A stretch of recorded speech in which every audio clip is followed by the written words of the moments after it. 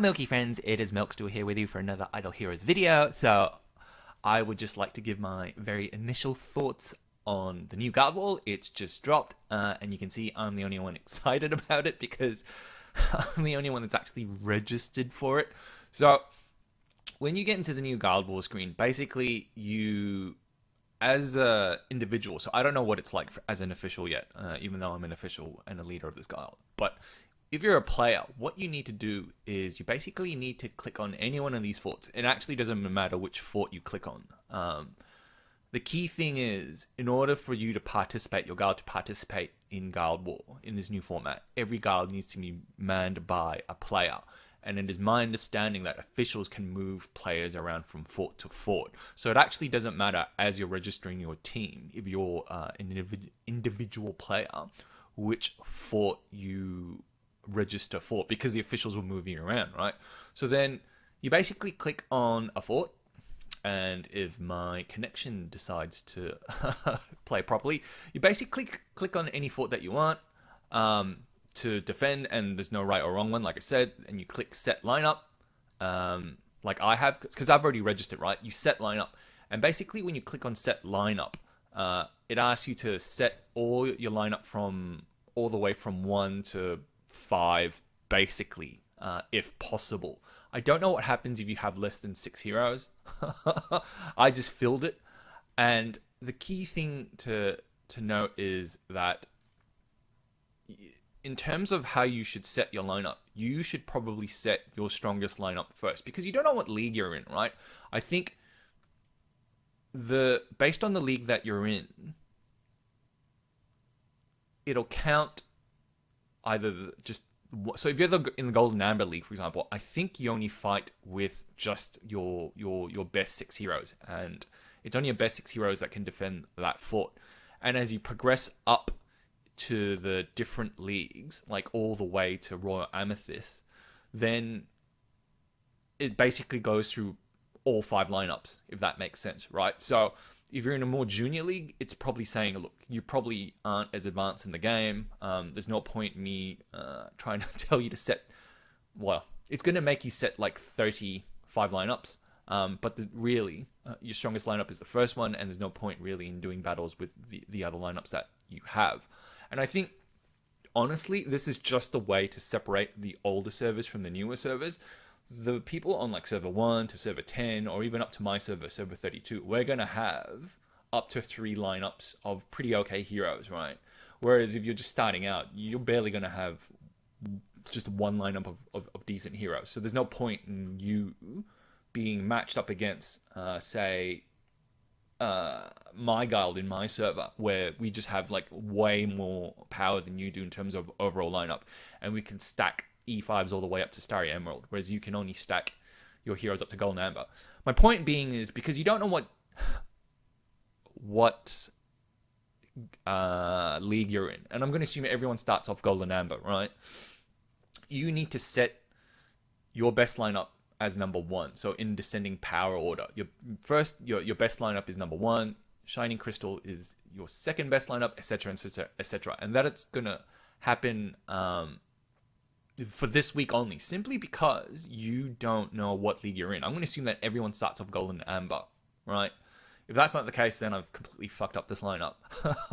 Because if for example, if I was in Royal Amethyst, right, then the logic was reversed. You would have your strongest lineup last, because you want the guy that's attacking you to chew through all your shit heroes first and burn out. So then when whatever he has left, he's facing the strongest team, right? If that makes sense. So it's because you don't know what league you're in. It's weird, because for example, if I knew for certain I was in Golden Amber, then for sure you want your best lineup in number 1. But if I for sure knew that I was in Royal Amethyst, then obviously that logic I just played out, where you have your strongest team last, or from weakest to strongest, is the strategy that you want to employ. So in the absence of any further information, and on my assumption that everyone starts off Golden Amber, you want your strongest team here as number 1 for this week. And that's basically all you need to do. You set your lineup, and then you commit to that fort, and then I'm pretty sure your officials or your guard leaders, can just move you around to different forts. And so obviously there's two strategies now in terms of forts, overall fort strategy. So this is more for officials and guild leaders, right? So the guild leaders, there are two things that you can do. You can either choose and defend every single fort, which I think becomes harder and harder to do over time, especially when you come up with more advanced and stacked guilds, right? You're not going to be able to defend every single fort. So I mean, so there's two strategies. You can either defend every fort, or you can try and just defend, like, say, up to 6 forts really well. That can be your strategy, right? It really depends on I guess I don't know which is the predominant strategy right now and what's the better strategy. So obviously, if you're trying to defend every fort, then you're probably going to do something like, I don't know, a whale can defend their own fort, and then you stack 2 dolphins together for every other fort. You know, that's a balanced strategy if you want to defend every fort. But then obviously, if you want to only defend certain forts, right, you stack all your power players into certain forts, and knowing those that are the forts that can never lose, and then you put your weakest players just by themselves in forts, and those are throwaway forts, the ones that you know you're always going to lose, right? So that's the other thing to consider in terms of strategy. And I don't know which one's better right now. I also don't know if you can move player around in forts during the battle phase. From what I can tell, I'm not sure if you can. I think once it's set, right? So you can't move players around. Because if you can move players around, that changes the dynamics of the game significantly. Why is that? Because if you're attacking and you can't move players around, and you work out what the weak forts are, then basically the strategy is to get all your weak players to attack the weak forts, and then you commit your strong players to the strong forts. You're basically trying to maximize your points, right? And so you're searching for the forts that aren't stacked that you can win against every single day, and you're telling your players to attack certain forts only. And this is where it gets interesting, right? It's not that simple anymore. There's a lot more strategy involved. So that's it in terms of, like, you know, how you set your lineup, what I think how the strategy is going to play out. I guess the only thing I'm interested to see after a couple of seasons have come by is what exactly this is going to do to server guilds. Because the old, you know, I need to be in the strongest guild to win Guild War on my server, that doesn't hold anymore, right? This is now like interdimensional type arena situation. It's server versus server. So I think what's going to happen is all the whales on one server are just going to congregate and get together, because there's no point in bragging about the fact that I'm in Meg and I'm in the number 1 server on server 32. Like, no one gives a shit anymore. Like, we can't tell what league you're in. Like, I can't tell, for example. So then we got beaten by this guild last week, Explosion, right? Explosion beat us in Guild War last week, or my guild. We have 2 Megalodon guilds, right? I run the more junior guild. So these guys beat us 14-15. Kudos to them, and they've got bragging rights. But now that we're not facing each other anymore, now that we're facing basically other guilds on other servers, once those bragging rights go away, why does it matter, right? It's kind of like the reason for being. So anyone who's in Explosion, anyone who is in this Russian guild, PYCB, anyone who is in Devil Warriors, right, DW, your reason for being in a group on the server, that construct no longer exists, because those bragging rights go away, right? Now it's all about, well, how do we, well, now I think it's going to, the narrative is more about, well, now that it's no longer you versus me on the server, and it's us versus other people on other servers, why am I in this guild right now, right? Why am I tied to you? What do I get out of it? If I can't brag, what's my reason for being in this current construct? And I don't think it's going to be there. So I suspect what's going to happen is all the whales are going to resort themselves on the older servers just so they can crush everyone in basically interdimensional Guild War Arena. That's what this is. This is interdimensional Guild War Arena.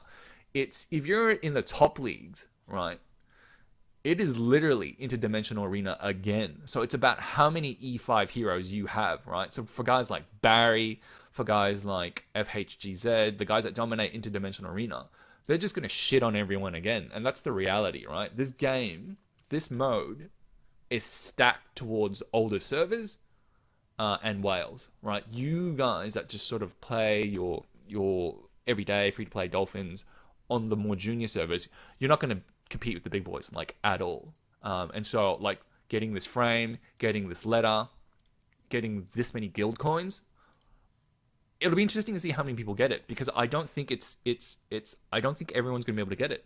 And when people realize that they can't all get it, it's going to encourage, I think, especially the servers that are newer, I think it's going to encourage a resorting of just the people on there, the whales on there. Because like I said, the reason for you being in a guild on your current server, that construct goes away. It no longer exists. So you might merge servers, and then so typically when servers merge, guilds change and reform. This is another sort of catalyst for guilds reforming yet again. So I like I said, I think guilds are going to reform yet again to handle this new Guild War format. And like I said, I think the whales, it's just going to concentrate the whales more and more. And the free-to-play players and the Dolphins and everyone just plays casually, you're just going to get shit on. You need to get comfortable with the fact that you'll never get Royal Amethyst, right? You'll never get this frame, and you'll always be behind on guild coins. That's the reality, right? Unless you can step up your game. And the other thing to note is that it's critically important to have like just a team of 30, right? So you can deploy.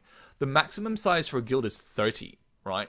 But a lot of you will never get there, or it'll take a very long time to get there, simply because this button here, this 2307, like, see this thing here, the thing that it collects, this, whatever this thing is that you collect, everyone has to collect it over time, and not everyone collects it, and it takes forever to collect it. So at level 28, right? So the thing that you collect here basically increases your level from 28 to 29 to 30, and your level dictates how many people you can have. So right now we can have basically 29 people. We need to upgrade this one more. It's going to take fucking years to get full 30 people. So even though Guild War lets you set a lineup for 30 people, the reality is not all guilds can hold 30 people. We can only hold 29, and of the 29, there are already 2 inactives that I need to kick, right? That impacts this. Or well, we have 28 players and they're 2 inactive, so we only have 26 players, right? So if I look, this guy's away, these 2 are away, Sneak and Wage TTN, they're away, right? So we're already down 2 players. So that's my thoughts on Guild War. It's interdimensional arena again. New guild wars will form. The whales will congregate even more to shit on everyone. And I think that's the only way to win. Anyway, hope you have a great week ahead, and hope you enjoy the new Guild War. It's more action for you because it means you also have to attack every single day. And right now, I don't know what that feels like. I think the leaders and the official have to tell you which guilds to attack, because you can use buffs to basically either make certain forts weaker, or they could use the buffs to just enforce like just guilds that they just want to absolutely hold and make sure the bad guys don't get any chance of winning. But you need, the guild leader needs to tell you which fort he's used buffs for before you attack, if it's not clear. Anyway, that's it for me for now. Hope you enjoy the new format. Stay safe as always.